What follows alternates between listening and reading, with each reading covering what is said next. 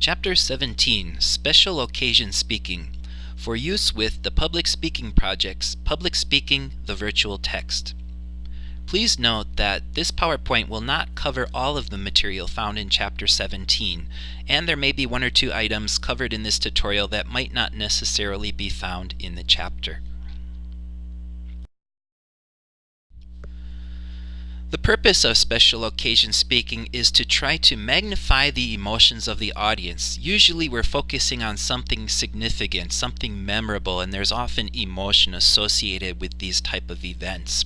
And we also want to try to identify a connection or a bond that kind of connects the person or individual or whomever or whatever is being celebrated or focused on to try to create a sense of community. One type of speech that falls under the special occasion category is a speech of introduction. When you're giving a speech of introduction, your main job is to introduce a main speaker or a keynote speaker. This is usually done at a conference or a convention. You'll provide background information on that keynote speaker to the audience, so you'll help to establish that keynote speaker's credibility. You'll also introduce their topic to the audience before the speaker comes out. And then lastly, your job is to help welcome that speaker to the conference, to help that speaker feel welcome and invited as he or she comes up to the podium to deliver their presentation or to deliver their speech. Another type of special occasion speech is the toast. This is a kind of speech that many of you will probably give at some point in time in your life. A toast is basically a brief tribute to an individual, a pair of individuals, or a group of individuals for a special achievement or accomplishment that they have recently achieved or accomplished. A couple instances where you may give a toast might be at a wedding reception or perhaps at a retirement dinner. Two more speeches that fall under the special occasion category include when presenting an award to an individual or perhaps a group of individuals, and also an award acceptance speech when receiving an award. When presenting an award to an individual, you want to highlight or focus on the person's merits. What did that person do to help earn themselves that special recognition? You also want to focus on the importance or the significance of that award to the community and to the audience. And you can try to personalize this type of speech by maybe using a story or an example to help make it memorable.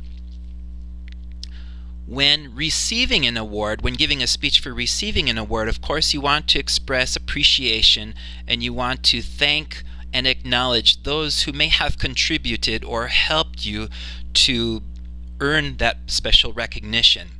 And of course it's important to state the significance of what that award means to you. How is that award important or significant or meaningful to you?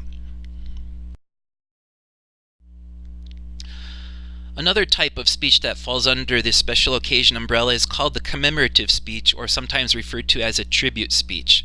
These speeches are usually relatively short in nature and oftentimes delivered very eloquently. In other words, the language is chosen very carefully.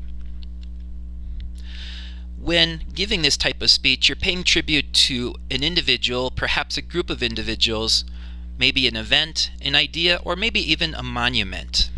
When delivering this type of speech, you generally try to set an emotional tone that's appropriate for that type of occasion. And this is often done by using stories and examples to help set the emotional tone.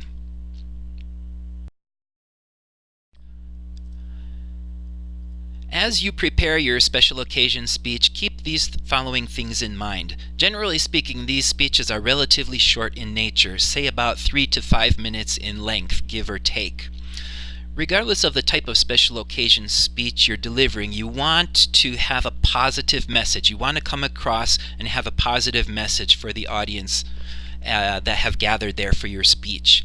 And if you choose to use humor in your presentation, be careful of the type of examples or the type of jokes or the type of humor that you use. You want to be very careful not to use humor that may offend one or more members of the audience. Humor can be very powerful. If used well, it can have a very positive impact. However, if used poorly, it can potentially also have a very negative impact. So please be careful if you're trying to use humor in your presentation or in your speech. The Public Speaking Project's textbook, Public Speaking, the Virtual Text, can be found at www.publicspeakingproject.org.